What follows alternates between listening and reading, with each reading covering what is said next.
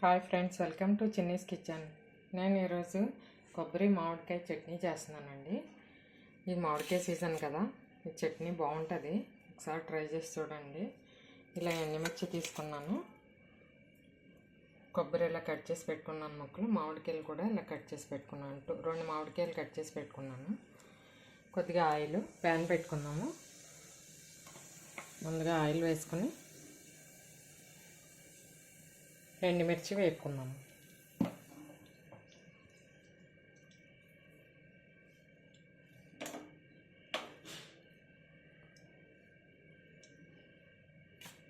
ఇప్పుడు ఎండుమిర్చి వేసేసుకొని వేపేసుకున్నాం.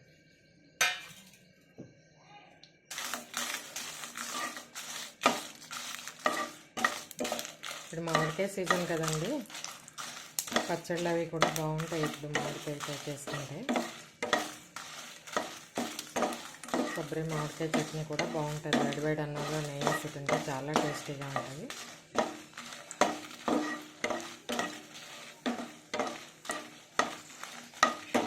ఇవి బాగా వేగాలి.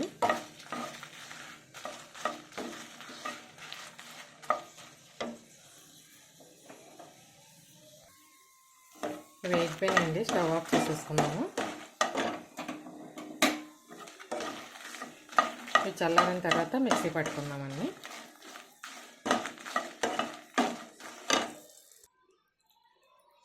ఇలా వేపేసి పెట్టేసుకున్నాం కదండి ఎండుమిర్చి. దీంట్లో ఇది వెల్లుల్లి రేకలు, కొద్దిగా జీలకర్ర వేసుకోవాలి.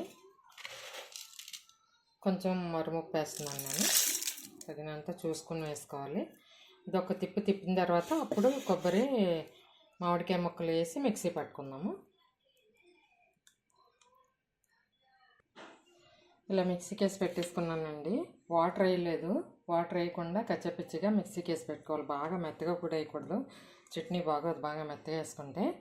ఇప్పుడు పోపు దినుసులు తీసుకున్నాను. మినపప్పు, శనగపప్పు, జీలకర్ర, ఆవాలు, కరివేపాకు, ఎండుమిర్చి, ఇలా వెల్లుల్లిపాయలు ఇలా చెదగొట్టుకొని పెట్టుకోవాలి. ప్యాన్ పెట్టుకొని ముందు పోపు వేసుకుందాము. స్టవ్ ఆన్ చేసుకొని ఆయిల్ వేసుకుందాము.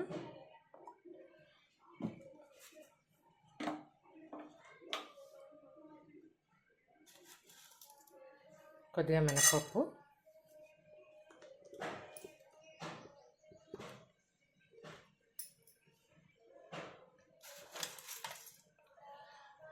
కొంచెం శనగపప్పు, కొద్దిగా ఆవాలు, కొంచెం జీలకర్ర, కొంచెం పసుపు కూడా వేస్తాం.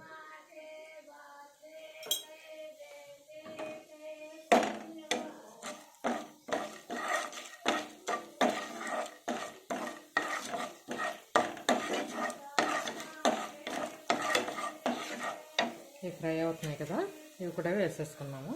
ఎండుమిర్చి, కరివేపాకు, వెల్లుల్లిపాయలు.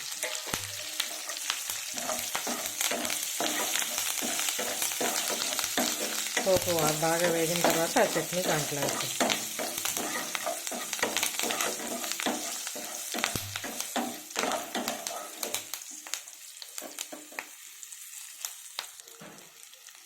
ఇప్పుడు వేగిపోయిందండి, ఇది పోపు వేగిపోయింది కదా. ఇప్పుడు చట్నీ కూడా వేసేస్తున్నాం. Stove off చేసేస్తున్నాము.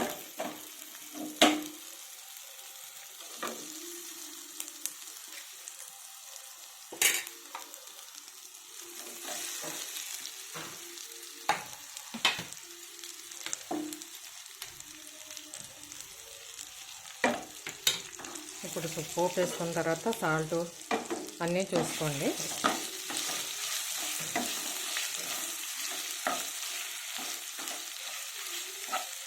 వేసి బాగా కలిపేసుకుందాము.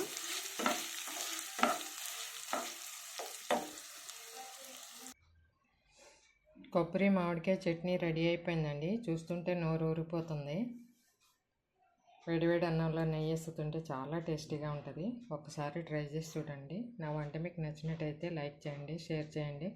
మరిన్ని వీడియోల కోసం సబ్స్క్రైబ్ చేసుకోండి. Thank you for watching.